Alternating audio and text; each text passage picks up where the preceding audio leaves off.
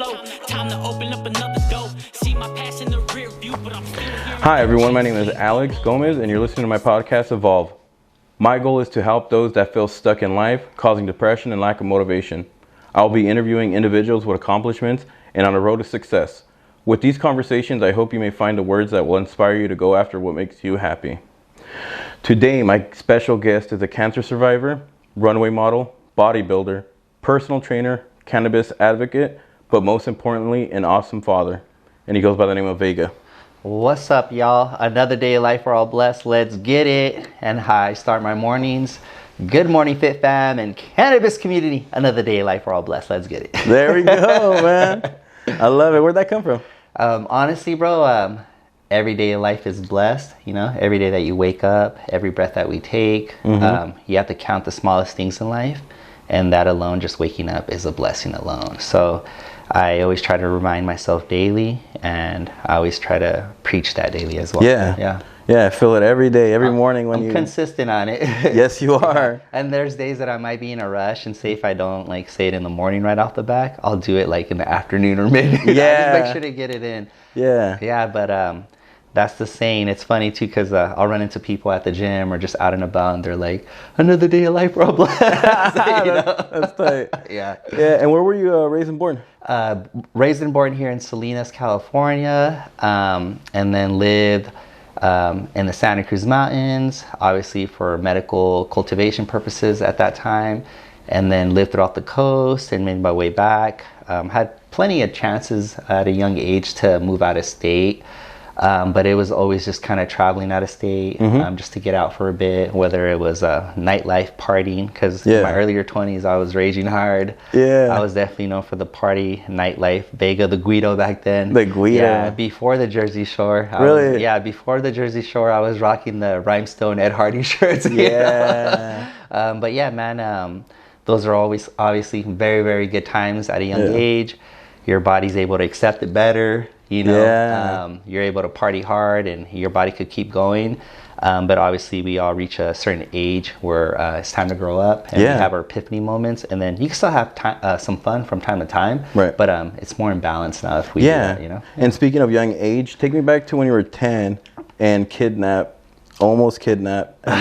You remember that story in Mexico? Yep. Yeah, so a wild story at that time. Yeah, I should have been in between 10 and 12, around that range. But yeah, man, we're in some little ranchito, like downtown area, which is like, they're considered just like little plazas. And it could just be like an office with like a couple of buildings. And that's basically it. And all around it, it's still like rural and hood. And here in the mountains, basically in Mexico. Yeah. And then they're with the judge going over things, and like the attorney there that represents all that. And then my dad's like, oh, here, go to the little market, get a bag of chips, get some snacks or whatever. So I'm like, okay, cool.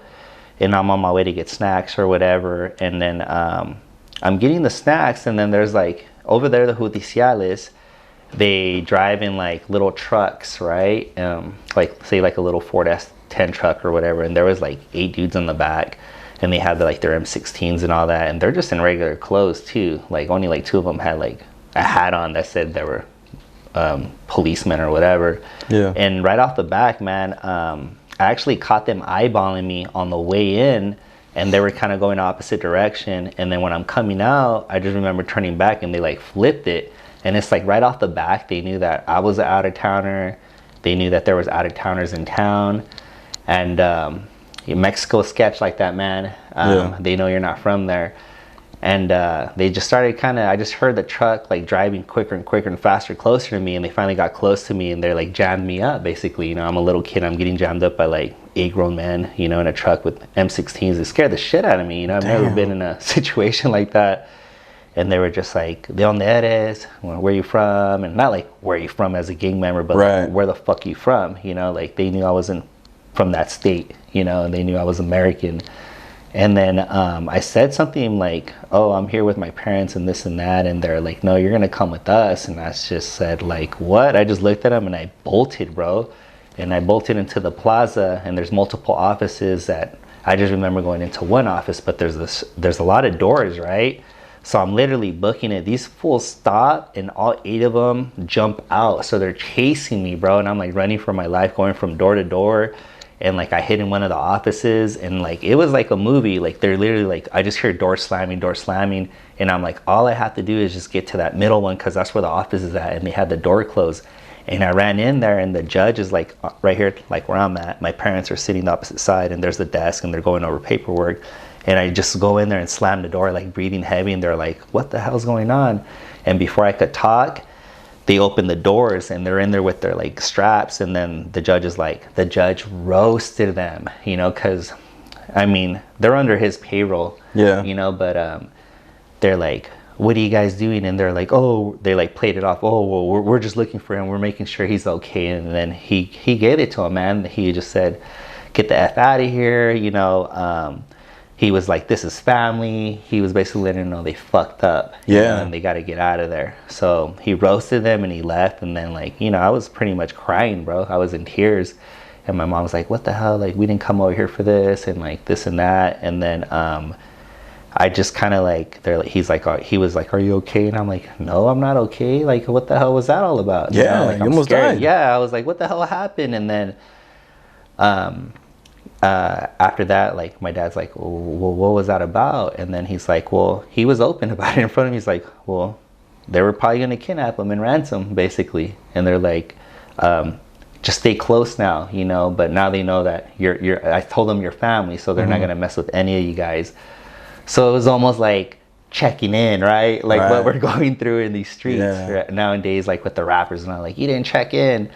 Well, fuck, we should have checked in back then in 1995. And yeah, bro, so that was a scary situation. How was your family structure growing up? Honestly, we didn't come from wealth. We didn't come from wealth at all. Some people are born with a golden spoon. I would say ours more on the wooden in the beginning, right? But grew up with parents that worked in agriculture their whole lives. My dad, my mom worked for big companies in produce, like Fresh Express and like Taylor Farms, and then man packing, you know, stuff like that. So did my dad. He worked for like the TNA back in the day. And my mom actually retired from working from man packing. She put in like so many 40 plus years or whatever she put in. And then my dad ended up retiring from construction, his last job, but 40 plus years was definitely in agriculture, you know, the backbreaker. Traditional hardworking Mexican agriculture family. And you know, it wasn't easy, obviously. I saw a lot of rough times growing up, a lot of how are we gonna make it this week. Was there a lot of tough love, or very loving? I would say, you know, I think it's I would say tough love, definitely, because my relationship, as far as the word love, was more used as an adult, and I had to step it up and finally use it in my 20s, like telling like my siblings, I love you guys, and then telling my dad, like, I love you, you know. And my mom, it was always there, obviously, you know. Mothers can be a lot more loving than dads. But you know, my dad's an OG, dude. He had me at 50. You know, he's 87. So growing up, everyone was like, oh, your grandpa's dropping you off at practice, or or parents are like, oh, I talked to your grandpa. And I'm like, no, dude, that's my dad. And even to this day, people are like, oh, bro, I saw your grandpa the other day. And I'm like, no, that's my dad. Like, what? That's been your dad this whole time. And I think it's just the cultured, old school Mexican, like, tough mentality, you know? Yeah, man. So he's definitely very, very old school. And like I said, it was a hard life growing up, and then a lot of agriculture, UFW, for the union and all that. And my dad's actually at a party right now for the farm workers union right now that he got invited to, because he's been part of the union since fucking way back, bro. And you know, I remember you know, there's been a lot of marches going on recently, right? Like through Stockton and all that, with all the farm labor workers that just kind of popped off, where they went on a strike and on a march for benefits or whatnot. But these are the same benefits we were fighting since the 80s, right? And 70s. And I remember being on East Alice on my dad's shoulder, marching, and me holding a Union flag, you know, with the Huelga bird for the Huelga, for the people, for the raza, and just kind of like screaming and shouting. And, you know, I'm only like 4, 5, 6. I did it for years. Yeah, man, there was a lot of big marches here through Salinas Valley too, you know, and my dad's still part of the union to this day, so they always invite him to all these political meetings and stuff like that, and he's been always involved with that. But it was a stigma that I've always been around, and then it was a reality check recently again, because like I said, the whole thing's been happening again. And then I remember like watching, I was watching the news and I saw some little kids with like the Huelga bird, and they're like shouting with their parents, and I was like, oh shit, bro, that was you back then. Yeah. And I'm like, crazy that we're in the millennium now and we're still fighting for fucking civil rights. Like, whoa, you know, I thought we popped that off with Cesar Chavez and John F. Kennedy, you know, and it's like our people, our raza, are still fighting right now. Our campesinos, our farm work laborers that make this world go around with food on your table, are still trying to get equal rights and equal pay. That's crazy. It's fucking crazy, like having that epiphany right now, thinking about it, right? Yeah. Yeah, so, yeah, man, been around it my whole life. And back to where the hard love, it's the hard love because he didn't have it easy, obviously.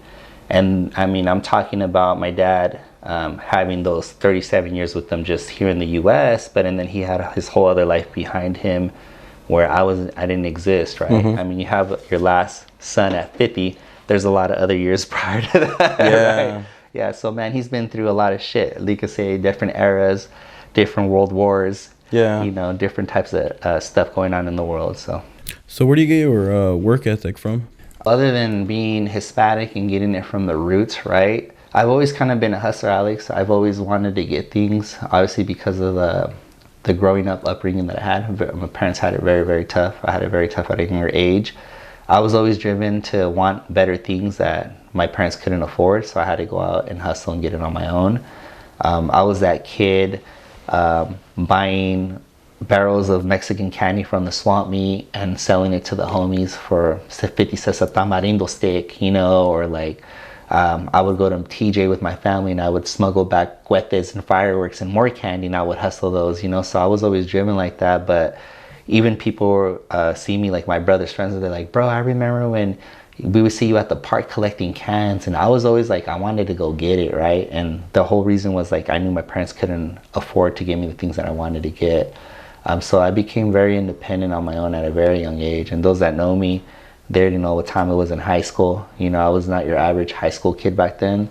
I had the Navigator on 20s back then, on the spinners, you know, dropped and all that. And, you know, I had the bag at a young age because I was driven to do it, even though it wasn't moving how it should have been moving because the smarts weren't really out there. You're just flamboyant trying to ball out like that.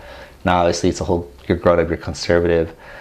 So it was definitely my upbringing as far as I always wanted, if I wanted better things, I had to go out and get it on my own because I knew my parents couldn't afford it. They couldn't afford the shoes. They couldn't afford the nice clothes for school, for high school and all that. I fucking knew they weren't going to be able to buy me a car, right? And then I ended up pulling up in a better SUV than the teachers or the principal, you know, junior year. Yeah. I didn't even know how to drive when I bought my whip, you know? But now as a grown-up, that was then. But now as a grown-up, my work ethic and why I'm so driven is obviously because I'm a dad. You know, I have a 5-year-old son now, Tobias. He's everything to me. People know how much I love my little guy, how much I promote him. You know, I'm not one of those people that some people, you could move however you want as far as like promoting your family. Some people like to be very conservative, but I just can't have my little guy. He's just everything to me. He's like my little mini me. And basically when I knew he was gonna be born, even before that, when he was in the womb, everything that I'm building and working hard for it's for his security, you know. And you know that as a parent is the best thing we can do for our kids is having them secure, having the family secure. If anything were to happen to us, we know they have something to fall back on, right? So yeah, man, family and having your own son or daughter, having your own children should probably be the biggest motivator in the world for anybody. And even with the fitness approach, if you feel like you're unhealthy And I always get all my clients like this where some of them break down. I'm like, do you want to lose weight for yourself? Yeah, I want to do, but are you thinking about your 4-year-old? Do you want to live long enough to see them get married? Do you want to walk your daughter down the aisle? You know? And they just have this moment where they're just like, no one's ever hit me like that, right? And it hits them, bro. And I have a lot of tears like that because there's a reverse psychology to that, but these are the reality points of it, you know. And I tell people you should better yourself, but also for yourself, right? Health is a true wealth. That's the best investment you can have. But your work ethic is always for your family at the end of the day. And if you don't have kids, well, you know that's all for you too, player. Go out there and get it. Play or playette, right? Exactly. Yeah, so your work ethic goes towards your goals. And what you want to do, what you have to pay, what you need to provide for. My work ethic is based on my little son right now. And I have to go down my charter still for him. You know, he's only 5. Yeah. So we got to work harder. I love it. Yeah, man.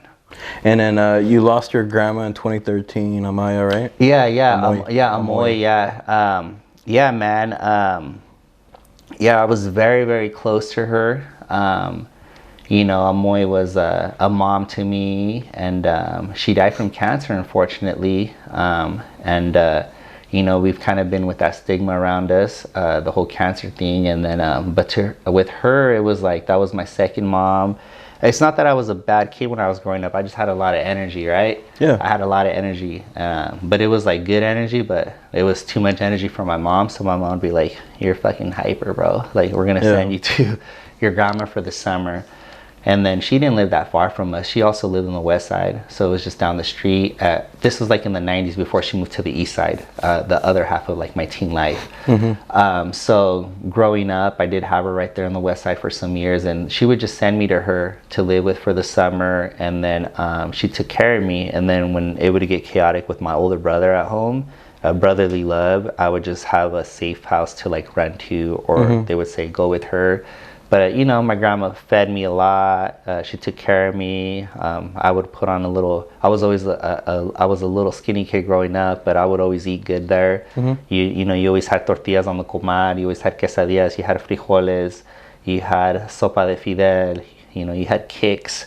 Anything the food stamps can get you, right? And then she always treated me good. She treated my uncle lovely and all his friends. So she was a lot of people's moms other than mine, you know? Yeah. Yeah. And when did you get cancer? So I got cancer, and I was, I believe I was like 17, turning 18. Yes, I was. So it was about senior year in high school.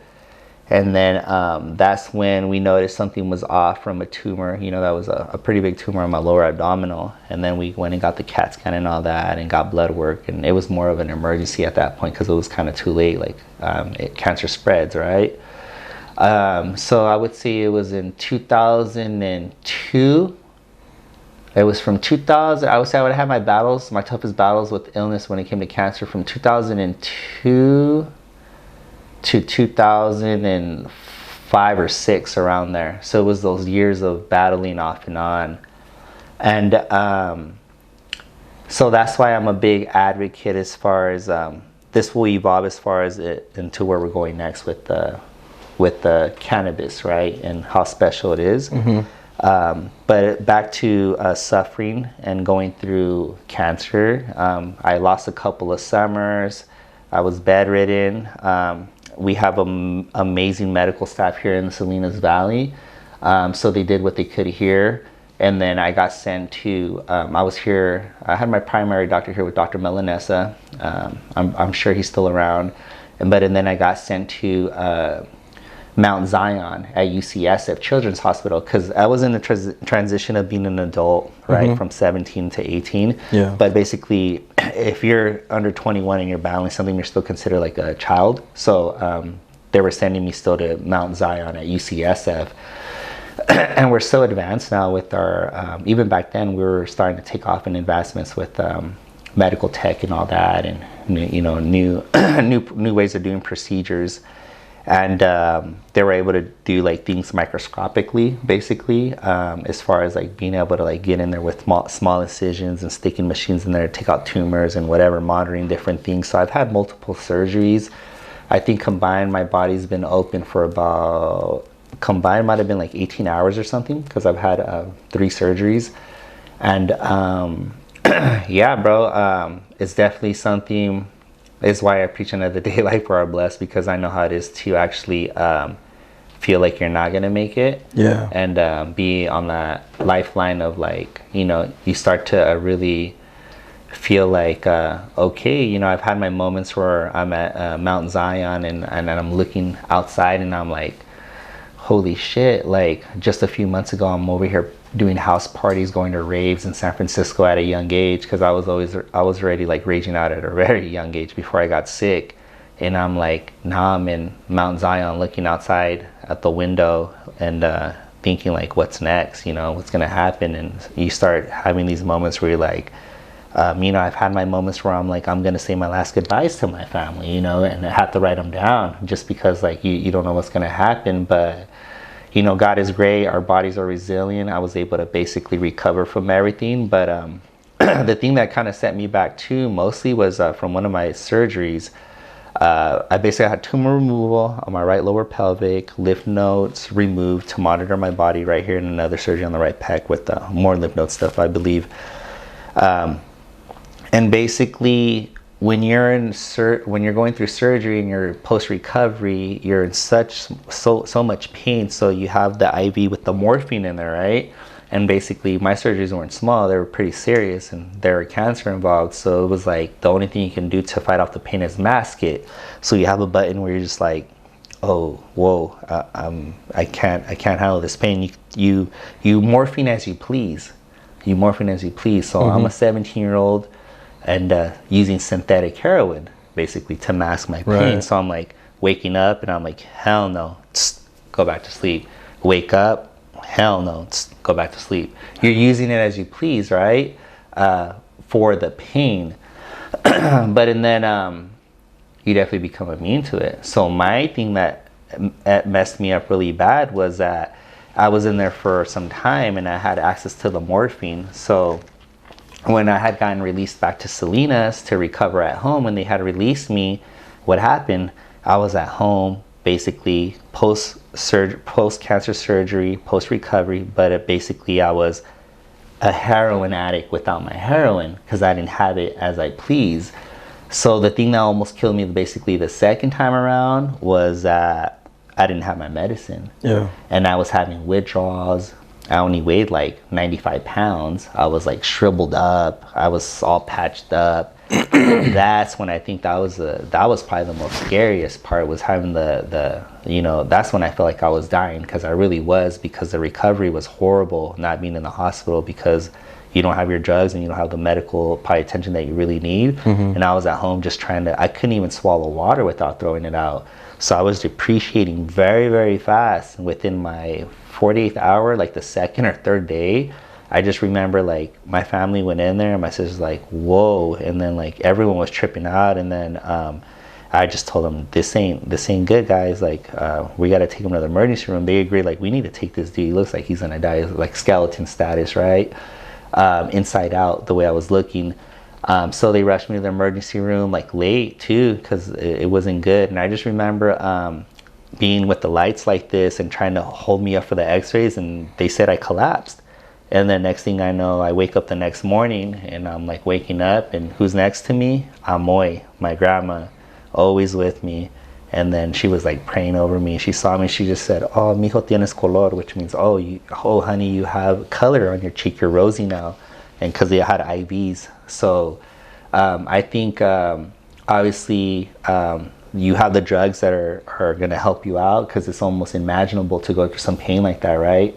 But and then it could also have a bad reaction to it, basically. And that was the really bad reaction to that, is not having the synthetics that I needed or that I depended on. But after that, like, I don't even want to touch Norcos after that, you know. So I was never really the over-the-counter person to touch any of that shit to begin with. But that's when I basically almost croaked, was post-recovery. Yeah, so like I said, as a young guy, obviously right now it's more fitness modeling if I do any photo shoots and anything like that. But in my younger 20s, I was definitely known like Vega hold himself well. Back in those days, I mean, the whole culture of nightlife is different now. It's more of like who has the dopest kicks, who has the dopest hat, who has the dopest Balenciaga sweater or whatever, you know. Like it's a whole more urban scene, right, for the new generation. It's a whole different fashion sense. Well, back then, when I was like clubbing and doing all that and the nightlife and all that, everyone knew Vega wore sport coats, collared shirt, slacks, and dress shoes, right?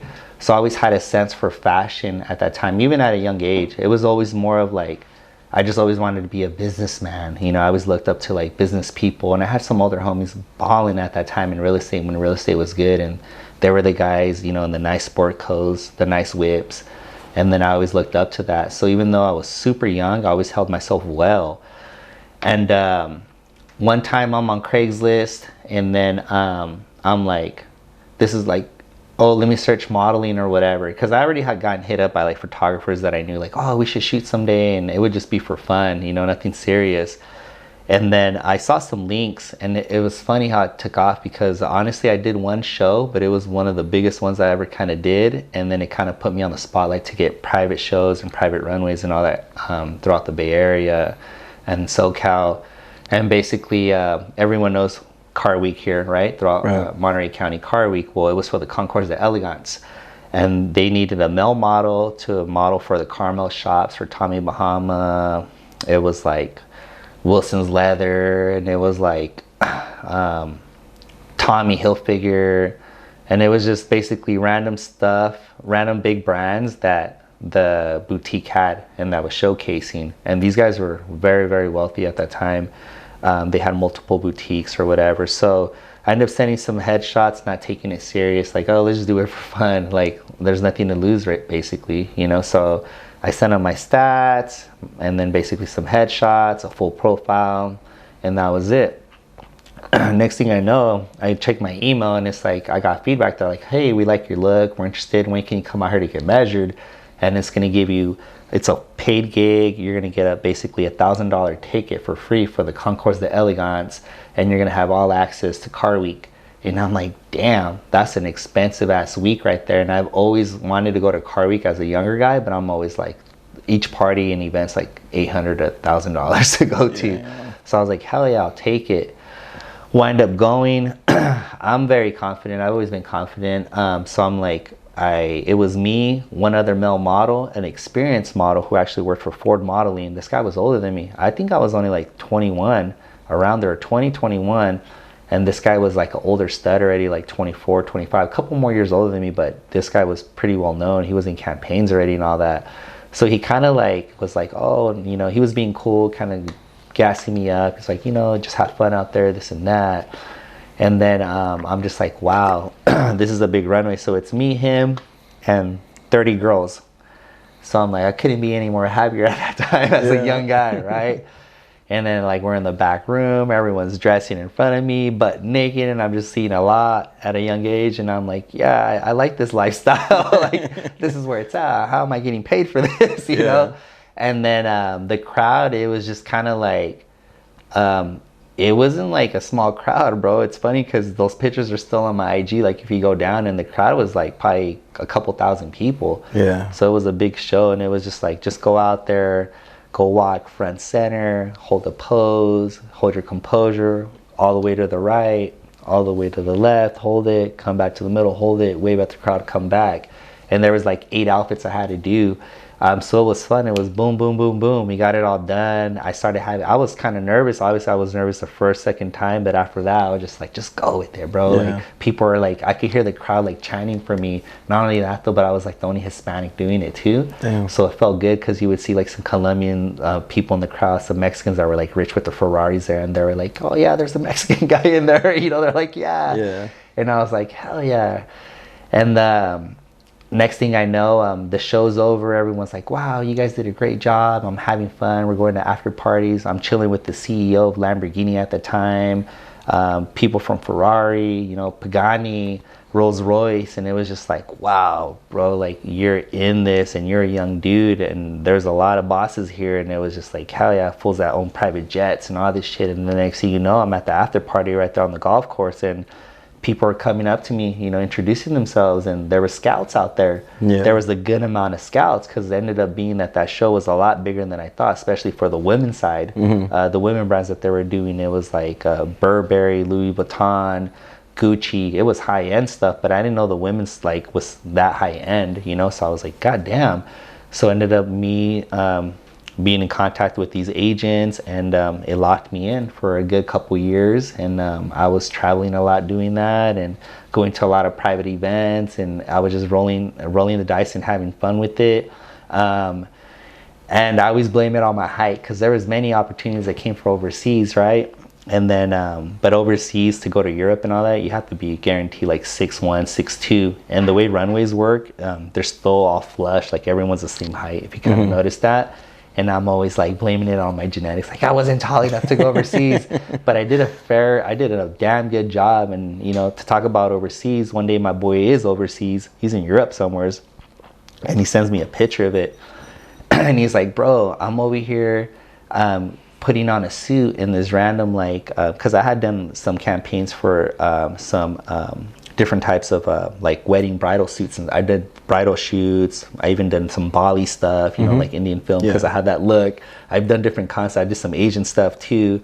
Well, anyways, this guy's in the dressing room just getting fitted for an event at a bridal store. He's going to some party or whatever out there for a family.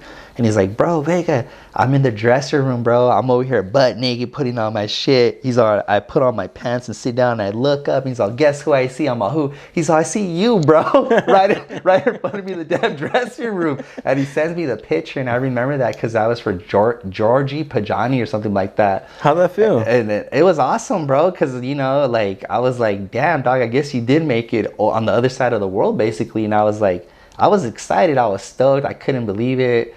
At that time, I think it was still MySpace stuff, or I don't know what the hell we were doing at the time for social media, or it was probably the beginning of Instagram. But I remember I got so stoked, and then it blew his mind, you know, because he was like, oh shit, that's my boy. Like, you know, he was like telling everyone, like, hey, like, guys, come in the dressing room. Like, that's my homie from Salinas, you know, like this and that. And it just blew my mind, bro. And I was like, damn, I guess they did use my photo shoots, and it was used for campaign stuff, you know. And I'm like, crazy. But yeah, man, there was a lot of fun, exciting moments like that. A lot of free merch, a lot of free clothes. I got to rub shoulders, and it opened doors for a lot of very high-end people and important people to a certain lifestyle, as far as like, if you really want it, bro, you could go get it. Anyone could go get it. Yeah. You just got to be consistent. You got to be precise, and you got to network your ass off, man. And bodybuilding. Yes. When you started going to the gym, was the mission or was the goal always to go into competitions? No, man. Actually, I grew up since a teenager in and out the gym, working at the gym. Even when I got sick, I was young, and I was running the front desk at the Salinas Athletic Club, which people don't know. And it's called, obviously now In Shape, but it was called multiple other names in between identities, because they got bought out like Davis 4 times. Or North Main? North Main. Yeah, North Main's been there since like the late 90s. And but like I said, the first one was Salinas Athletic Club. And then the OG one before that they had was in South Salinas, right? That was the first Salinas Athletic Club with the Hare family. And then they opened up the North Salinas one, and then I was just that young guy working at the gym, the front desk, you know, slowly learning more about the gym lifestyle and all that. But there was no, you know, as gym enthusiast as I was back then, and I was a young guy, there was no discipline behind it regardless. Like, I was still young. I was still going into the gym all baked, or like hungover from partying the night before with my staff, or coming straight from the club in dress clothes still from the night, and just be like, I'm going to change real quick upstairs, and just checking people at the front desk all crudo, basically, from just a long night, right? But the discipline with that, and the whole concept of competing, was that I actually saw bodybuilding evolve over the years. Because fitness is back, it's booming, it's here, right? But it actually crashed like in the mid-millennium, like in 2005 and all that, like when everything else crashed. But I was still going to Mr. Olympia back then, like in 2005, 2008, you know, like before 2010, I was doing all this fitness shit. And then it slowly started coming back and booming, I believe, with social media, right? Being a big influence on that. And you have the influencers and all this now. But basically, I always wanted to put on size. And then, and I wanted to, you know, back then we just had open bodybuilding, which was like the Ronnie Coleman, the Flex Lewis, you know, the old school OG guys. And then like the Jay Cutlers, you know, and like you have the Flex, you know, and then, you know, you just trip out like how we evolved. And then there was finally a category that's fairly kind of new. It's only like 10 years old, which was men's physique. And now it's just like, oh wait, it's about aesthetics. And you don't have to be that big at that time, because now the game has changed. They're pretty big now. And you're just like, whoa, like I could reach that level. Like I'm not a genetically blessed guy, but I know potentially I can't get that huge, and it probably ain't healthy for you, but we could stay in the middle of it and we could do these shows, right? So I actually started competing in men's physique like about 2013 going into 14, right? Basically when it opened up. I think it opened up probably a little before 2013, and there was a new category for aesthetics, presence. You go out there in board shorts basically, and you still have to have that hard look and present yourself, posing, charisma, flow on the stage and all that. And basically when I turned 29, I told myself, all right, well, let's stop fucking around now. Like, you've been in the gym forever. People have been asking you like, oh, did you compete, or are you going to compete in the new category? And I told myself, you know what, for my 30th birthday, I want to be in the best shape of my life. And I want to do my first men's physique show in the NPC, which is basically amateur before you try to go pro in the IFBB pro circuit. So it's the NPC. That's where everyone starts. Arnold started there, the Ronnies, everyone, right? You have to be national qualified, go do national show to win your pro card, and then you turn pro. So I was like, you know what, I'm going to do it. And yeah, I did it, bro. It was a rush, and then I got addicted. So I turned 30. I did my first show. I did it without a coach. I actually did my first 2 shows without a coach. I just had guidance from some older homies that were bodybuilders and competitors. And I got national qualified on my first show. So I got 2nd place on our first show, and then I got another 2nd and 3rd place. I got first call-outs, which means in any bodybuilding competition, you can have 30 competitors, but first call-outs means your first top 5 or top 6. It just depends. Sometimes they switch it up for certain categories. So I made first call-outs in my first couple attempts, and I'm a 16-time now national qualified athlete. I've always made first call-outs. I think I might have had 1 or 2 shows where I didn't make that first call-out. I got like the 6th, and then that one really got me at that time, because I was like, but I know it wasn't my best package basically to bring. That's what kind of motivated me as far as always getting better and always evolving, because if I see the pictures from like 2013, 14 from that to like where I'm the caliber from last year, it's just like, it's fucking black and white, you know? Yeah. And you only get better in the sport, and if you're not, you need to really take some time off, or you need a really good coach. Yeah. Yeah, so... and who's your coach? I'm with Ariel, you know, Team Cuts. Shout out to Team Cuts, Coach Ariel. He's actually one of the best coaches on earth right now. He has some of the most Olympians that qualify this year for men's physique. So, I mean, he has a lot of great NPC guys too, amateur levels. And I've been loyal to him, man. I've been with him since 2014. And I'm loyal, you know, when it comes to that. And he knows my body best. So I trust the process. I trust him. And he's definitely always brought me on point. Yeah. I've gotten overalls with him. And last year during the pandemic, I did 5 shows back to back. The year before that, the first year of the pandemic, we did 5 shows back to back. So he's always brought me my best. And it's just a lot of discipline regardless, because you could have an amazing coach, but if you don't have accountability, if you don't have discipline, if you don't have consistency, those are basically some of the major factors. You can't really get anywhere, right? You can't cheat a diet. Right. You have to wake up, do the fasted cardio. There's days that you don't have energy where you can't even walk. You know, you feel like you're dying, because as you move closer and closer to the show, aesthetically you're looking great. Everyone's like, wow, the abs are out, you look amazing, bro, but you're suffering, bro. That's what people don't understand. I have guys that come up to me like, I want to look like you, and I'm like, bro, you don't want to suffer. You think you could suffer like me? Do you know how much cardio I do, how much low caloric intake I have to do to get into this condition? And that's what people don't understand. It's a lot on the body. But I think the main thing that kind of keeps me going is that I think about my cancer pain and what I really went through, what it knows to feel like I'm dying. So when I'm like, I feel like I'm dying, I'm tired, I don't want to have energy, and I'm like, no, fucker, you know what it feels like. You've been there. Like you're fucking dying. You better get your ass up. Or I think about my grandma's struggle too in her battle, and I'm like, nope, fuck that. You better fucking get up and do this cardio. So I always have to gas myself up because it's a mental game. I mean, you start thinking about cookies at night, you start thinking about like damn carbs. You might be driving, you see a little kid eating a fucking burger or an ice cream, and you're just like, I want that. You know, you're like, this little fucker.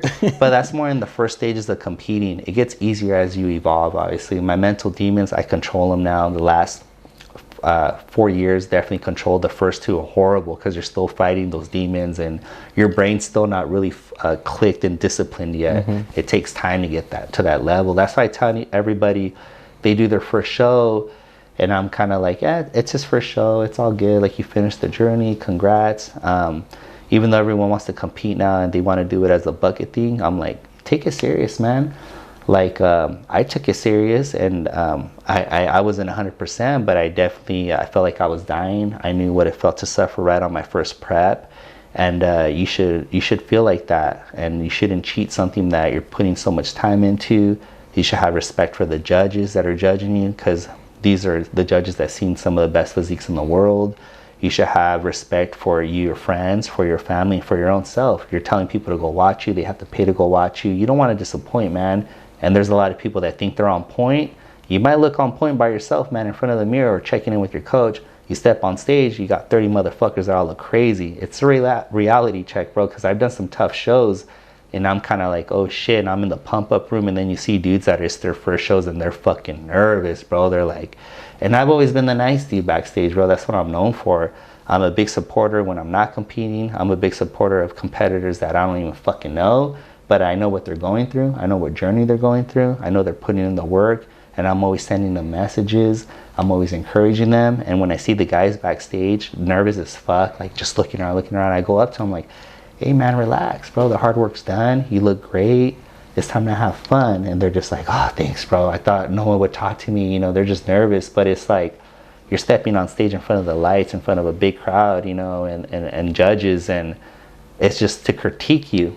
That's all it fucking is. And it's like, who do they feel looks best to them? Even though is there politics in bodybuilding? Fuck yeah, there is. There's politics in everything, you know, because there's some people that are being like, bro, you should have won that show. Or you clearly see, if you're spectating, you're like, oh, whoa, that fucker looks way better. He should have won. Or that fourth guy should have got second, and that first place should have got third. There's so many variables in between, but at the end of the day, the judges have the last call, right? Right. So it's a very crazy sport. Let's just say that there's a lot involved with it, but you have to be all in is where I'm getting to. Yeah. You have to be committed like anything else.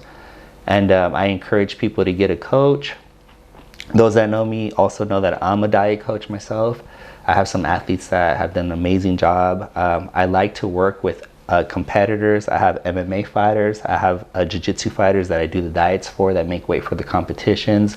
I have the bodybuilding aspect, men and female, that have done great, made some champions. And then also I like to work best with lifestyle, right? Because it's the weight loss journey. And with that, we don't have a timeline like, oh shit, we're 6 weeks out to our show, and like we might have to pull out because you don't look good, or you know, you're trying to manipulate things to get there in time. But honestly, if you're not on point, you're not going to beat the time to get there. But with lifestyle, it's like, hey coach, when they check in, I was only 70% on the diet. And I'm like, it's all good. Well, you're only going to get one cheat meal or a refeed this week. Or you know what, since you weren't 100% this week, let's just get you a refeed maybe next week if you're 100%. So you don't really have a timeline other than like how many weeks they signed up for. Yeah. But I'm like, you're not going to step on stage and feel embarrassed if anything, or disappoint your coach. But it has to do with a lot of I love weight loss clients, bro, because I always, the first check-in is always like this. They're like checking in, front pose, and they're just the heads down. And as the weight starts to drop, they build the confidence. They're looking up, smiling. They start flexing in the pictures, and you just see that new person evolve, bro. I've had people change their lifestyle where they're like borderline diabetes. I actually have a woman I'm working with right now who's a diabetic, and she's already lost 15 pounds in the past month, and slowly moderate. I don't do emergency cuts. Everything has to be done healthy, and there's a science to that, and it's just manipulating the diet and visually seeing how they look every week or bi-weekly with pictures and stats that they send me. But it's amazing how much confidence a new lifestyle can teach somebody about themselves. It embraces them. People around them start clapping for them. It makes relationships better. Or, I mean, let's be real, there's a lot of hate with success too. So people that are cheering for you in the beginning all of a sudden aren't cheering because Jenny's looking a little sexy now. All of a sudden Jenny's wearing a sexy skirt now because she's embracing her physique. All of a sudden her boyfriend or husband doesn't want her to work with Coach Vega. You know, so there's pros and cons. Yeah. But at the end of the day, like, lifestyle is my best to work with because it's just fun seeing, it's fun having fun with it, and we still want to be serious about it, but like, it's not as hard, basically, I would say. Like, you know, but I always want every athlete and client to be their best with me as much as they can, because if not, we're just wasting each other's time. Right? Yeah, and you're wasting your money, and food's expensive now and all that. So you only get what you put in, right? You only get what you work for. And that's basically the only way of explaining it and putting it down like that. Is you get what you work for. And I feel like you're an honest, genuine guy, like wants the best for everybody. And you as a coach, I bet it feels a lot better seeing other people's success versus the times that it was just you yourself trying to go to the next step in the competition. Yeah, absolutely. I would say I think that's, I mean, people know, man. I mean, do I have a big heart? Yeah, I have a very big heart. I'm a very passionate person about a lot of things that I do. This probably has to do with a lot of things that I've been through to be where I'm at now and have that mindset and just kind of look at life like that, the outlook on life, as far as like trying to give back and motivate people. But people know I've gotten emotional before for some of my athletes when they do good at their shows, or, you know, they do good on their weight loss and they're just like, they're crying, I'm crying, you know, straight up. Like, you know, I'm like trying not to bawl, but there's some silent tears coming down, like, damn, I'm so proud of you, like, good job. And, you know, I've saved some marriages because of the weight loss thing too. I've gotten some people to go, you know, there's law enforcement that work with me too, you know. I have Salinas PD guys that work with me, men and women. I have some SWAT people. I have people that are getting ready to go into the law enforcement and they need to drop weight in order to go to the academy, you know, because they have to meet a certain criteria, right? And then, you know, I see that I'm like thinking about like, damn, bro, like you really changed some lives and you actually got them a career out of it too, or you saved some marriages, or made the love life a little more better, or they're not stuck in something that was not worth being in, you know, and better themselves and got out, you know. So I do get benefits and all that. At the end of the day, when it comes to like being a coach and working with athletes and clients in general, you become more of a life coach. And that's what I tell people. A lot of these stories are confidential, obviously. Everyone knows how private I am when it comes to the clients. I have disclosures for that I only share and post what they let me and what they tag me in. But not everyone's perfect, man. And even my law enforcement clients, you know, they're stressed out. They see a lot of shit in the streets. They work long shifts. My medical and law enforcement clients, they see a lot at work. Their work hours are fucked up. While we're sleeping, they're up patrolling or saving lives, you know, delivering babies, doing surgeries, seeing people die in their fucking hands, met inside or on the streets.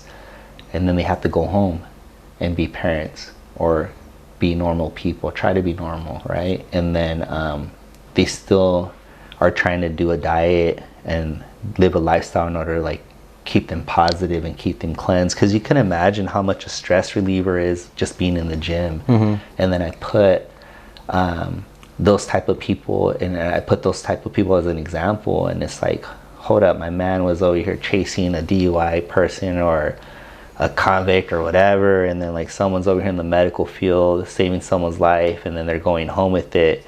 You bring that work stress home with you, and it shows, because these people have to be strong, bro, because of the career that they have, and they can't really express themselves, so they're holding it in.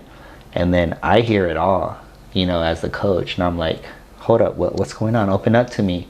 And they just fucking let it out. And I'm just like, you're only human. It's okay. You see a lot of crazy shit. You're dealing with a lot of stress. And they're just like, sometimes they're like, I don't think I could do this. And I'm like, if you need to tap out, it's fine. But know that you're giving up on yourself. Why are you gonna do it now? You've done so well already. You could do it. You just got to be a little more on it, and don't give up now. Like, you've done such a great job for yourself, and this is your stress reliever. I know you're at your best when you're structured, when you're disciplined, when you're on the prep life. Are you gonna go out and start eating like shit now because of this? Because that's what's gonna happen. Your schedule doesn't allow you to really. You're barely making it on the meal prep, but go. Fast food is a lot easier when you're on the shift, and they're just like, they know that they're better when they're structured. Yeah, because I've had clients that have been with me for a couple of years, and they know this shit. They know what to do. And I'm like, bro, like, maybe you need some time off. You don't need to check in with me every 2 weeks now. You've been with me consistent, this and that. And they're like, no, I need you. And I'm like, what do you mean? I'm like, you know what to do, dude. And they're like, no, coach, I need you. Like, you don't know how much I depend on your check-ins. You don't know how much I depend on your approval. You don't know how much I depend on you giving me refeeds. And for them, it's just like they're so structured already that they don't want to lose that. And like, they love the accountability. And I'm like that too. I'm supposed to be held accountable for them. I'm supposed to be held accountable for myself. And it's hard to let that go, because when you do let that go, you fizzle out. You start to see your body get stressed out again because you're not structured. You start to get a little down on yourself. And even with me with competition, it's called post-competition depression. When you try to get off that competition ride, you do get depressed. It's almost like saying you're going to Cancun, right? Because I've gotten post-party blues when you're out there partying and you're in Miami, this and that, and then you come back to Salinas, you're like, womp, womp, womp, and you basically want to stick to the structure, basically, is what I'm saying. Yeah, so it helps out a lot in people as far as evolving and just being a better person emotionally, mentally, and physically. I can't preach that enough. So far, what in your life, like, if you were to tell me that was like your career, would have been like, damn, he's doing a lot. But now we got to add on top of that cannabis. Yes, absolutely. Now, cannabis, this is the thing that people don't understand, though, also, is that cannabis and wellness go hand in hand together, right? They're both a holistic approach. And then we're going to take the cannabis right now back real quick to why I'm so passionate about it and why I've been in the industry for 20 years plus, just like fitness. And when it comes to cannabis, it has to do with my survivorship, right? I was always around cannabis growing up as a kid. My uncles were chiefing, my brother was, and you're just like, oh, the chronic high times. You're just like, oh, they're all smoking Max back then, or just Grex, green chronic or whatever. And I'm just like, cool, whatever. But when I got sick, that's when I became more passionate for it, because I really knew that there's a whole holistic approach to it, and at that time, medical had just barely kicked off in 1998, right? Right. And I was actually, which a lot of people do know, as far as the ones that do know me, is that I was one of the first underage card holders in the country. Wow. For the Prop 215 Act. And I was 17, like I told you, when I got diagnosed. So I got my card right away, because I knew some heavy things were coming along with surgery and all that. And yeah, man, my first time when I went on Telegraph to go get my medical card, I had brought in medical statements with me. My homie had put me on game that, oh, his brother, shout out to my boy George, because he knows this story too. He had took me, and his brother's like old school Rasta, so they're like, oh, medical's taking off, and they've been in the whole holistic approach too. But they're like, Vega is actually sick. The man has cancer, right? And I was already like hustling at that time. People know, I was always in the green game since back then. I was a high school kid that had the fire back then too. The Granddaddy Purple, the Great Bait, so one of the original people that brought it to Salinas. And there's a lot of people that can definitely call that out just because of the sources I had at a young age for that. And being the card holder at 17, I remember going into my first cannabis collective, which was the Cannabis Club on Telegraph on 41st Street in Oakland. I remembered all that, man. I have every medical card too in a binder. I gotta bring those for you to see. You see my face is all, you know, I'm all sucked up because I'm a cancered out in some of them. But I remember going in there, and then you know, you saw your normal people, but damn, bro, you saw people in wheelchair, you saw people in canes and crutches, and I remember the chick looked at me and she's like, "What's wrong with you?" And I just gave her my medical work or my paperwork. She went over and she's like, "Oh," she's, "I'm sorry." She's all, "Welcome." She's all, "I'm gonna give you a tour." She was just so sweet, you know. It was a younger chick, like in her 20s. I was only 17, but and then she introduced me to the manager. She's like, "I don't know what to do because he's 17, you know." And then he's like, the guy running it was like, "Don't worry, I'll take care of it," or whatever. And then they ended up giving it to me. I had medical records. I was going to be 18 in a couple months, like 4 or 5 months. So they went ahead and wrote it off. Well, he did. And he's like, "Wow, this is special for me." He's all, "You're one of the first underage card holders in the country from us." And I was just like, "Really?" He's all, "Yeah." And then he's like, "Let me give you a tour." And then I got the whole VIP access because I was young. And he was just giving me a tour. But like I said, I was like, "Oh, cool. Like, I'm in a candy store basically for grown-ups, for cannabis," right? My mentality was still kind of stoner because I was still young. But the reality was like, look at the war veteran. Look at the person with one arm. Look at the person in a wheelchair. Look at the lady with no hair, you know, and it starts to hit you. And yeah. I'm just like, shit, bro. Like, 90% of the people need this for fucking medicine. This ain't a fucking joke, Vega. This ain't like, we're gonna go in here and fucking get the homies all the goodies and shit, which I did anyways, right? That was the whole point of having it. Right. But it was like, no, motherfucker, like, people need this, bro. Like, they're depending on this, man. And then I remember going into one of the walls, and it was just all the people that passed away that were their members. And I remember I was like, "Oh, are these all the people that passed away since '98?" Because they had that club for a while already. And then they're like, "Oh no," they're like, "That's just from like the last 2 months." And it fucking blew my mind, bro, because it was a whole wall, like a whole wall of pictures of, and each picture's only like this big, like a 4x4, right? And it was filled up. And it was filled up, bro. And I was like, I just couldn't believe it, dude. I was just like, holy shit. Like, and then that was the epiphany and reality check that I needed. Like, this ain't a game, bro. People need this shit, you know? People do need this medicine. It's here for a reason. There's a reason why it's called medical. There's a reason why it passed, right? And back then there was only so many collectives in the Bay Area, in San Francisco, and in Oakland. But the Telegraph one was my headquarters, obviously, because that's where I got my first card. And I renewed it every year until like I was there until it got shut down by the feds, basically, because they've been through a lot of shit. I remember even one time I'm walking out and there was feds watching me, and then I ran in there because I was like, hold up, this is weird. And then I was like, why does that guy look familiar? And I went back in there like, oh, I got to get a few more reefer cups, basically, right? The little chocolate medical. So I went back in there, and I remember it's right in the door, they're like, watch out for this fed, or these are the feds to watch out for. So medical people, what they don't understand, the collectives back then, they had a lot of eyes on them. They had a lot of people fucking with them. You know, they're like, it was just political shit, right? And deeper than what I feel comfortable discussing and what the reality of it. But at the end of the day, the reality is that, no, dog, go in there. You'll see people that need the fucking medicine, straight up. I mean, people in line trying to get in, you'll see that.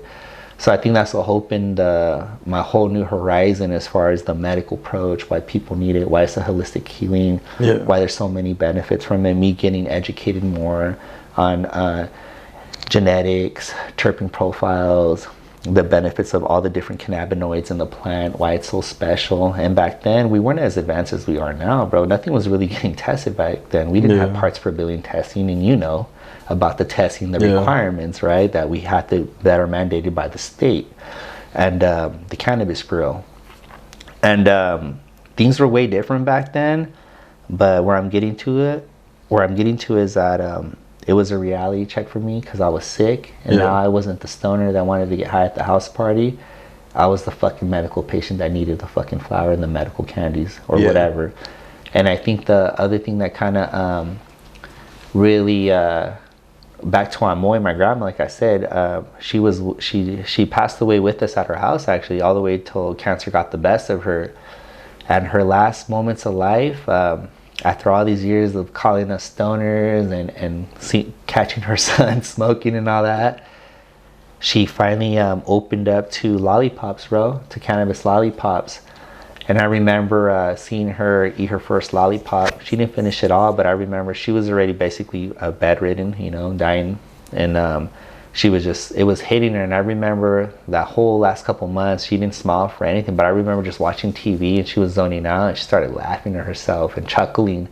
And I remember I saw that. That'll always stick with me, bro. Seeing Amoy like smile and like be a little more enlightenment maybe to her. Maybe she had some moments of life that she was sedated holistically, maybe brought back some memories or whatever it was, and she was enjoying herself while masking the pain. She was able to eat a little more, you know, here and there while I got the best of her. But my whole family couldn't believe it. My sister's like, what, Amoy, she ate lollipops? And she's like, she ate your lollipops? I'm like, yeah.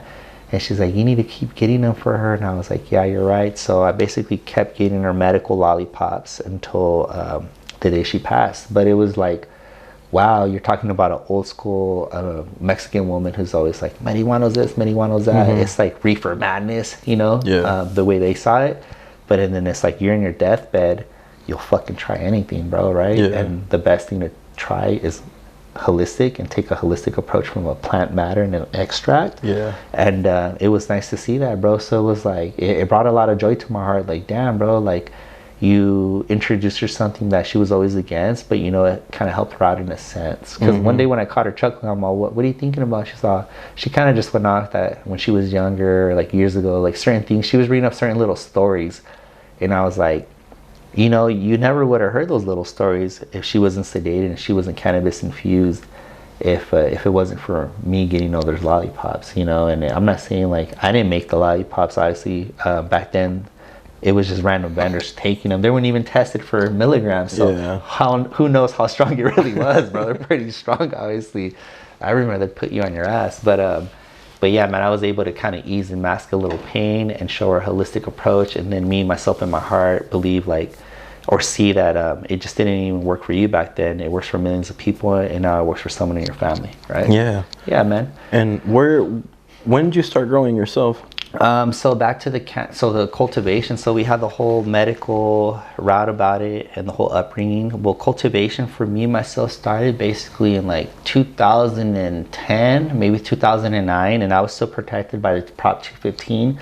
And that's when I actually lived in the Santa Cruz Mountains, Felton, basically Bonnie Doon area, Santa Cruz Mountains. And if you weren't up north in Humboldt, Ukiah, the Triangle, the only place in basically in the 831 that you could get away with it medical wise without like really getting hit hard was the Santa Cruz Mountains, right? Just because Prop 215 was pretty big at that time there. Still is, but I mean now it's recreational, right? But back then they were one of the first kind of like closer counties to like let it slide a little bit and kind of experiment with it. So that's where I was protected, and it was indoor garage cultivation back then, right? And those were the uncomfortable days, rolling the dice for the medical purpose, because at that time I actually shopped all my units at medical dispensaries, and I would front them on consignment back then, but we were getting top dollar, right? But still though, it was a lot to risk at the time. I got a distance from my family. I moved to the mountains not knowing anyone. And keep in mind, I was still trying to be like that younger guy. Like I was still modeling at that time. So when I did my modeling gigs, that was the only time I'd be able to go do a gig. And then I was like, oh, I'm being social, cool, I feel normal. But then I would have to go back to the mountains and be like, you got to hold it down, bro. And in those days, you didn't bring people over. You weren't on Instagram showing your indoor cultivation like how we are now. Everything was discreet, bro. I mean, I would trip. The rule of thumb was always even like, be careful when you go to the hydro stores and make sure no one's telling you. I would park in the back. I would have to bring in my soil at night, my clones, my team plants and veg.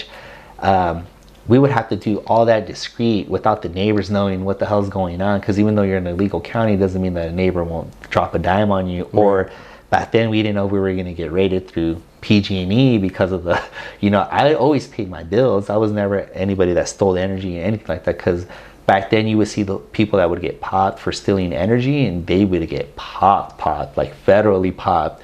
And I was always like, fuck that. At least I have a real story. I'm a real fucking cancer survivor. And if I get popped, well, I have all the paper trail that I paid my bills. These units are going to dispensaries. I'm getting fucking invoices from the medical dispensary. So I was always trying to do it as by the book as I could. Yeah. You know, just to, if anything were to pop off. You were doing track and trace before track and trace. Yeah, exactly, man. But hey, it was a lot to risk at, bro. And I could never take those years back, man. You know, I always tell myself too, I have these moments because even at that time when my grandma was sick, she was living, when I was bringing the lollipops, I was living in the mountains doing that. So I would come down, and I could never take those times back, bro. Like, I always think about, like, damn, if you weren't living in the mountains, you would have spent more time with her. Or I missed on so many of my nephew's football games and sports, you know, stuff like that. And I always hold that against my heart. Like, it just always stayed with me. Like, damn, bro, you gambled a lot of years where you didn't even make money. Yeah. You were just kind of like breaking and making it. You were up one turn, maybe up a second, and then boom, have a third whack harvest. And it was just a lot of ups and downs, a lot of paranoia. Any damn knock on the door was always like, oh shit, who knocked? You know, like, oh, who's out there? You know, like, it was always like that, bro. And it was very, very nerve-wracking, man. And then I partnered up with some outdoor growers out there too, you know, and they were doing it big dog shit. And yeah, man, it was just it was some wild shit back then, man. It was definitely guerrilla grower shit, you know. It's like you had you know, you had some cartel dudes out there, and you had some biker people without basically disclosing their names. And if you're in Santa Cruz County, you know who it is, you know. But it's like you have us normal dudes in the middle, like hippie dudes, and then you have like your fucking Mexican cartel dudes, and then you have like your bikers over here, and then you're just in the middle, like, all right, how are we gonna help each other out, guys? Or how can we make this work, you know, because shit's getting kind of crazy out there. Or the neighbor up the hill would get popped, and you're like, oh no, it's flyover season. You would have the fucking helicopters come out, and it was a lot of shit, bro, that I went through. And I was fucking emotionally, fucking mentally distraught from as far as all the situation goes. But you know, the show must go on. I knew what I was putting myself at risk. I knew why the purpose was for my purpose to be out there. Obviously, I wanted to be successful in anything I did, but more importantly, I was doing it on the medical side of it. And other than that, I can never take back all those years. And would I take it back? Would I change anything? I would probably change a couple of things, absolutely, but I wouldn't do it any other way. I would have still been out there in the mountains and all that, because it's led me to where I'm at now. Yeah. Right? And we're talking about legalization here in Monterey County since 2015. And we never thought that was going to happen in my own backyard in the Salad Bowl, Monterey County. And it was a lot of the traditional guys, you know, from back then that were big dogs back then, and now they're big dogs now in the legal side of it. And obviously, we'll talk about different markets where we're at now, because things have changed a lot. But you know, in life, scared money don't make money, and you have to roll the dice, and you have to take a lot of risk. I don't encourage anyone to do anything stupid. You know, you always want to try to do things appropriately and by the book. And even though I was like a young dude doing things, I was always I was the smarter one. I was definitely the smarter one, bro. I was always cautious about things. I always had trust issues to begin with, so it wasn't a shit show. I wouldn't throw house parties at the pad where I was growing at. I wouldn't have people come over. I wouldn't have random trimmers. And even, you gotta be even like watchful and aware of your close friends, because it's a lot of product they're trimming, and you know, you could go to sleep, but the show must go on. They have to keep working. You don't know who to trust. Yeah. You know, and I learned some things obviously too from that. You know, I saw some things go south, and I was like, all right, I thought you were my homie, right? Right. But you live and learn, man, and you kind of see, you X out those people out of your life basically, and you know who's solid, who's not, and you also meet a lot of good people. And that's the thing too, is that like, I think there's this whole stigma, like I said, like people think it's cartel. Well, bro, the cartel's always been around. They're always gonna do their fucking thing, but there's actually a lot of good people out there to cultivate. It's a lot of family people. Like my friends in the mountains were like family people that like did jiu-jitsu, that were fucking mountain families, that were holistic. I wouldn't say super hippies, because they were hip, but they weren't like your typical hippie, like, you know, like how people have that stigma, or stoners. Some of them didn't even smoke. They just lived off the land. Yeah. And at a young age, I was like, especially now the way things are now, it's like, of course, they don't only have cannabis, they have their fucking beans, they have their fucking cucumbers, they have their livestock, they have their chickens, you know. They're literally living off the land and off grid. And then you get a sense of like, wow, maybe we should all learn that, especially now with inflation, right? Fucking pack of eggs costs like fucking $20, right? But it basically, there's a lot of stigma behind all that, but I was always surrounded around good people. But no matter what, there's always sketchy people on top of that, right? Because in the mountains, not everyone's like lovable and hippie. There's a lot of tweakers out there in the mountains. Meth is big in the cutties. Yeah. I remember having to buy fans on Craigslist, or maybe like something blew out on me that for the grow that I needed to get. And I would just go on Craigslist to get it cheaper, because I was living to the dollar at this time, struggling with these grows, man. And I remember one time I bought a fan that I needed, an intake fan, and I had to go up to like Bonnie Dude, and it was the most sketchiest like chainsaw massacre fucking weird property I went to. There's just random shit everywhere, and the dude came out all tweaked out, and then I was like, oh shit, am I gonna make it out of here? He was being weird, bro. Yeah. And I was just, and then another tweaker like, and I'm like behind the cabin, and I'm like, oh, what the fuck's going on? And I'm like, and then luckily my boy Kevin checked up on me, because I told him, bro, this is sketch. He's like, I don't know about this house, bro. The road got like narrower, and it was just like in a random spot in the mountain, on a certain side of the mountain. And then I told my boy, go and check on me in like 5 or 10 minutes. It shouldn't take that long. He went and checked on me, and then I was like, all right, I felt comfortable. And then he was just like, who's your friend?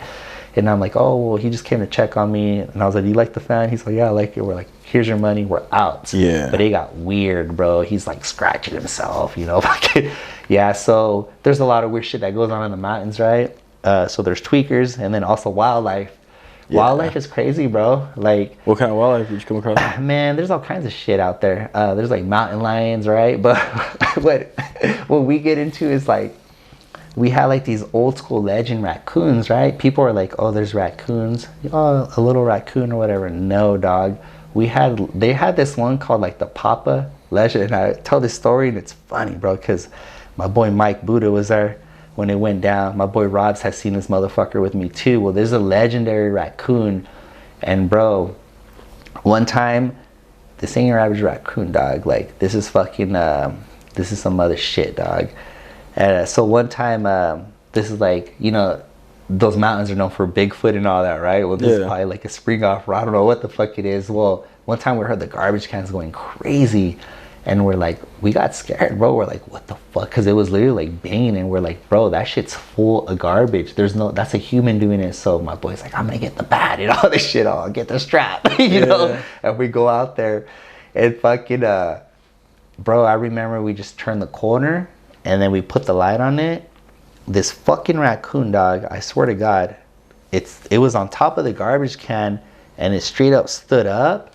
And it, you know, a garbage can's probably like 3 feet something, right around there. Well, this motherfucker stood up, stuck his chest out, and flexed on us and put his arms out, bro, like that. And then it ended up being almost like, I swear to God, this fucker looked like it was 6 feet, because it was taller than us. And we were like, we couldn't believe it. And we were just all like, and like, bro, we had a strap, we had a bag, we didn't even want to fucking do shit. We were just like, and we were like, we couldn't believe it. And then like, I think we threw something at it, and we just like fucking went inside, and we were like kind of like laughing about it, because we're like, what was that? Yeah. I said, bro, we both said it. We're like, that was the Papa. We both said that was the Papa Coon.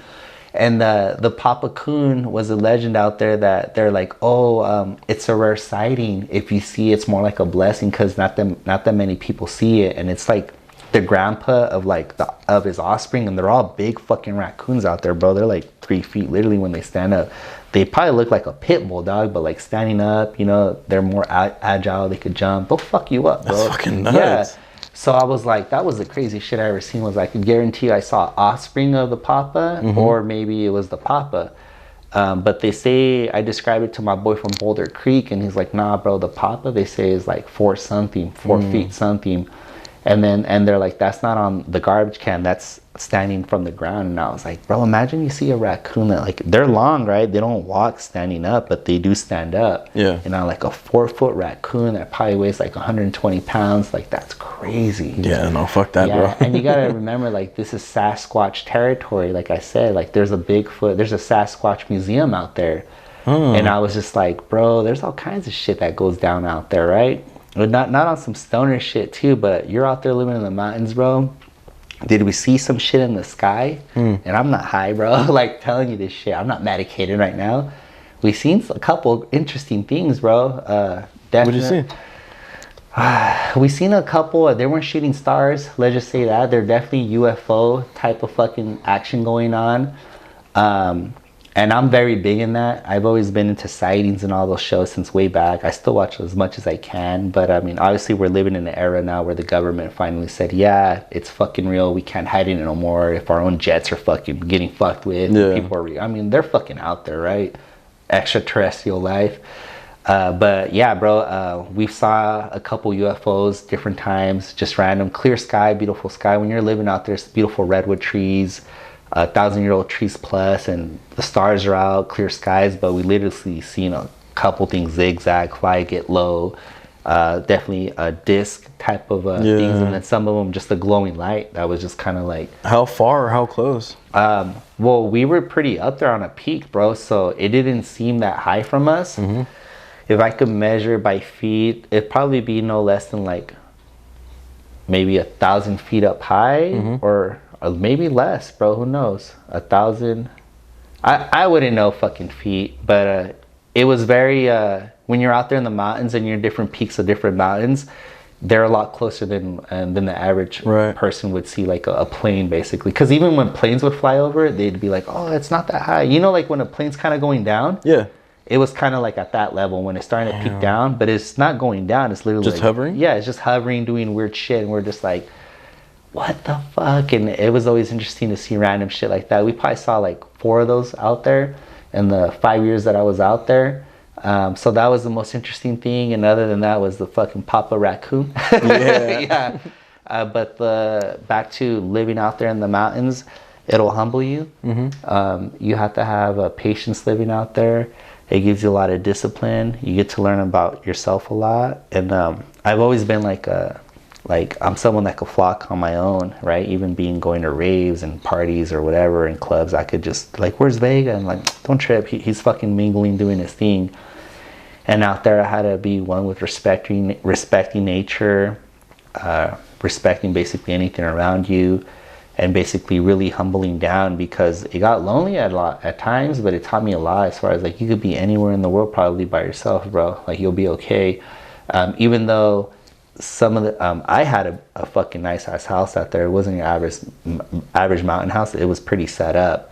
I had a sauna, jacuzzi, all that shit. But the other investments I had weren't like that. It was basically like a fucking hut and then the grow. So there were times where I had to hold it down a couple nights like that. I didn't do that with those investors or the property owners. But living out there will teach you a lot as far as yourself and how to appreciate Mother Nature, because Mother Nature is beautiful, bro. You know, and then there'd be times where I would have to come to town, like to go see my grandma, right? Or go do random things to just visit the family. Like, hey, are you alive? Like, come down, say what's up. And I would come down and... Did they know what was going on? Yeah, they knew what was going on, bro. They knew I was on the medical side, so they're like, you know, best of luck always. They always supported me, and that what my dad did. But where I'm getting to is that when I'd come from the mountains, even just hitting Santa Cruz and then going through Watson, when getting to Salinas, when the car came bumping with the homies next to me, when I was at the stoplight, I started to get anxiety. Because I wasn't used to that anymore, bro. I was used to just being one with Mother Nature, or seeing random cars on the 9, basically, on the roads. And you're just passing by. You might see people at the gas pump or at Safeway real quick, but you're just getting your shit and you're going back to the fucking farm life. So not a lot of socializing. Yeah, so even though I was doing my socializing random events here and there, I did become antisocial, or getting used to it, or getting used to like homies coming through, you know, and or pulling up, like, oh, I'm in town, or me kicking it with them for a little bit, and then more fools coming around, and I'm like, I got uncomfortable, like, I gotta get to the mountains, dog, I'm out. So I had to adjust also coming back into society, I would say. And I wasn't that far away. It's not like I was in Humboldt. Like, those motherfuckers are way up there, right? Yeah. Those folks are deep. And I got a lot of friends that are still out there off grid to this day. They're born and raised out there, man. Some of the best outdoor farmers in the world, some of the best cultivators in the world. And that's like off grid, but you don't need to be that far off to feel off. So the market back then, it was good money. And now, I mean, you know, the market sucks. Yeah. Where do you think it's going? Man, where is it going? Where's it going? It's Croptober. Yep. You know, our overheads need to get paid, right? You know what, bro? I just wish for the better for all us farmers out there, or people we support, or people we're tied into or work for, right? Because it's a tough market, man. California once was a golden state. You know, when we went legal here 7 years ago, around there almost already, man, we had people from all around the world trying to get a piece of us out here, you know, paying top dollar. We were getting $1,800 for depths in the first year, and then like 15, and then it stayed a good $1,400 for a while, and then metric and taxes came in, right? But we were still getting, all right, fuck it, $1,250, $1,300, $1,200 consistently. In the last 3 years, man, whoo, What a hit. Man, it's sad. You know, it's sad. It cut more than 50%, right? It's like 75% cut. A lot of people were riding the wave, and now it feels like we're all about to drizzle out, right? But you know, there's a lot of good people in the industry, obviously. Also, you know, like, we try to help each other out. You know, when someone's short of something, or someone can't move a certain product, or someone needs help on this, without really kind of fucking someone over, right? What people need to do as far as distribution is that they need to work with the farmers, for one thing. I feel right now all brokers and with this, there's so many options now, right? As far as where they can get flour from, but it's like, who really helped you guys out since day one? Who was really there for you? Who was funding you units? Who was helping you before metric hit? You know, and now they're papered up, now they have their distribution license, and now they don't want to fuck with someone that kind of help them get the adequate funds in order to get that legal paperwork, right? So it comes back to, you guys have to realize that without a successful farm, there's no successful anything.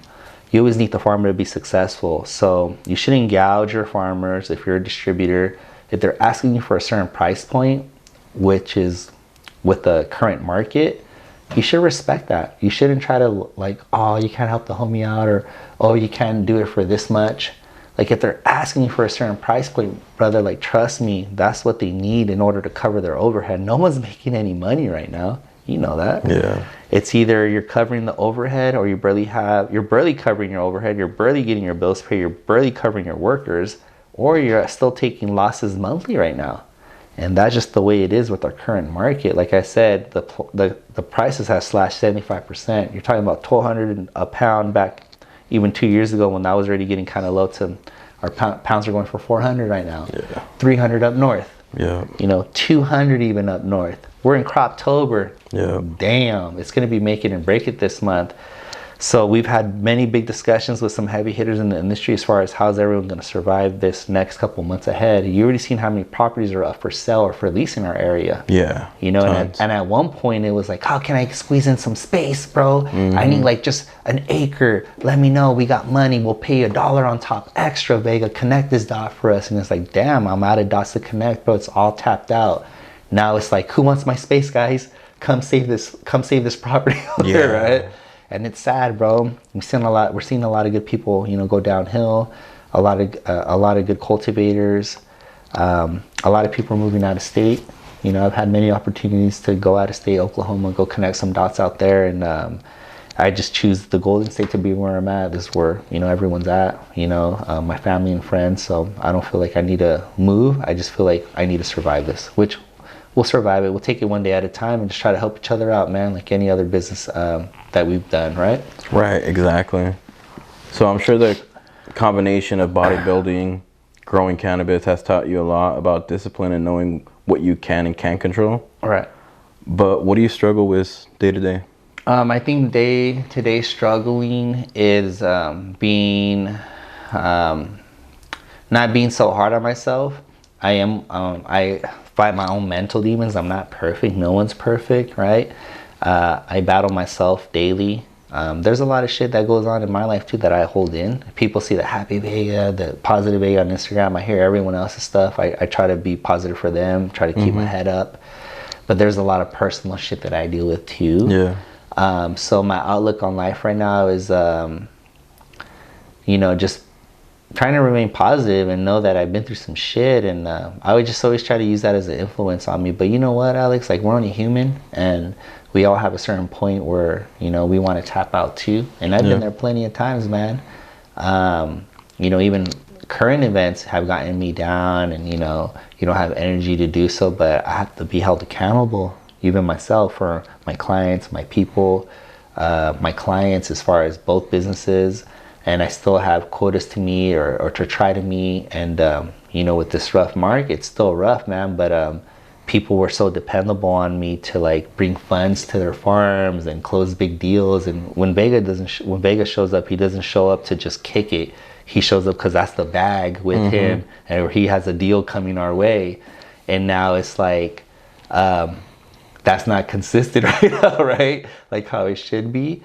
But I think that's what's trying to keep me more positive, is just like, you know what, bro, like, you're gonna have your good days and your bad days. You're in a fucked up transition right now with the current events and markets, but hey, I'm not the only one suffering, brother. The whole world is. It's inflation everywhere. So you have to remain positive and be very conservative at this time. I feel like in life, everyone should be very conservative, and I shouldn't be spending stupid or anything like that. So it's just the mindset is where I'm getting to, is having the positive mindset and not being so down. Because money doesn't make me happy, Alex. I preach this to a lot of people. Money doesn't make me happy, but I'm just a hustler at heart. I get a rush as far as closing deals and knowing that this person's going to get the overhead, that it's going to pay this many workers, it's going to put food on the table for this family, and it's going to put some food on the table for myself, right? And I have a big appetite. So it's just mindset, and I'm not perfect. I also struggle with my own mental demons, but I'm a Gemini. I have the devil and the angel. It's like trying to find that balance in between, and just trying to remain positive, man. I like that, man. Yeah. Well, thank you so much for your time, man. Please tell the listeners where they can find you. They can find me on IG at Jobless Vega. And it's Jobless Vega together, not jobless. Jobless, like God is great. Yeah. We, Rasta. And they can find me on IG basically right there for basically any consulting, as far as if they're licensed in cannabis and they need to connect some dots or have some questions, have the right attorneys for all that, or they need some guidance, they can do that. As far as fitness goes, anyone can shoot me a regular DM for that. And we could talk about programs, talk about goals, and how we can move forward with that. Got it. Yeah. One last question. For that one person that feels stuck in life, not knowing what to do in career, what would you tell that person? Stuck in life. I think we all feel stuck in life. We all have that moment. The best advice I can give you if you're stuck in life is know that it's okay to feel like that. But the thing is, it's going to be your mindset. You must be stuck for a reason, right? You must be confused. It's almost normal to feel like that. But the only person that can help you move forward, the only person that can give you the kick in the ass is your own self, right? Because if you're always down, and I tend to do this too, Alex, like I said, I find my own mental demons too. Sometimes I feel stuck, like in the current situations right now in life. But I know that that's myself. Those are my own mental demons telling me you're stuck, trying to move and groove. You have to snap out of it. You have to give yourself your own kick in the ass in order to move forward. But you should also live off some goals. You should also have a certain amount of goals that you're trying to reach. That's why the whole bodybuilding aspect has a timeline, right? As far as what we have an aesthetic look for the stage, and a certain amount of body fat, this and that. So life should be like that too. It should be structured, and you should have your certain goals. You're stuck for a reason. You might not have a goal that you're trying to set, and you're just confused in life. It could be a little goal. It could be a weight loss goal. It could be a goal as far as relationships at home, relationships with your friend. It could be a goal as, hey, why aren't you showing love to certain people? Maybe encouraging other people. Because honestly, Alex, me encouraging and then gassing other people up makes me feel good. So maybe I feel like some people need to show that love back outside, right? And it could definitely help them out a lot, help their self-esteem, make them feel good about themselves. Don't be gassing everybody for no fucking reason. You got to do it because you believe in them, or you're seeing little things that they're doing and they're doing a good job. Yeah. But being stuck is normal. Just don't get in that dark place. Try to be positive, try to move forward, get that ass up. Maybe it's your lifestyle. Maybe you're stuck because you're tired of drinking every day. Maybe you're stuck because you're tired of partying 2 times a week. You should live in balance, but that's about it, you know. It could be, you could get in a dark place doing the same shit over and over again. And I feel that's where people feel stuck, is the repetitiveness of the unhealthy situations that they live their life on. Yeah. Just stuck in a circle. Yeah, you're kind of just doing the same routine, you know? That's insanity. Yeah. You don't want to do that. It's the fucking it's the circus, right? Yeah. You're doing the same shit over and over and over again. You gotta change something. Gotta change something, man. You gotta have a better outlook. I mean, it could be a religious outlook, it could be a different holistic outlook, but you don't want to get stuck, right? You don't want to be doing the same shit over. Maybe switch it up. Maybe don't go to the gym like you've been doing. Maybe go out for a power walk, go for a nature walk. You know, take a drive, you know, go do something outside the box. You know, that could definitely help out a lot. Yeah. Your own mental cleanse, your own mental healing, your own mental wellness. I love that. Yeah. Thank you so much, man. And thank you for listening. If this brought value to you, please do me a favor and like and subscribe. And also share it with somebody that needs to hear this. This is Evolve with Alex G podcast. Take care and spread love. I'm stuck blowing this endo. Got my eyes locked on the benzo. I'm stuck blowing this endo, bitch.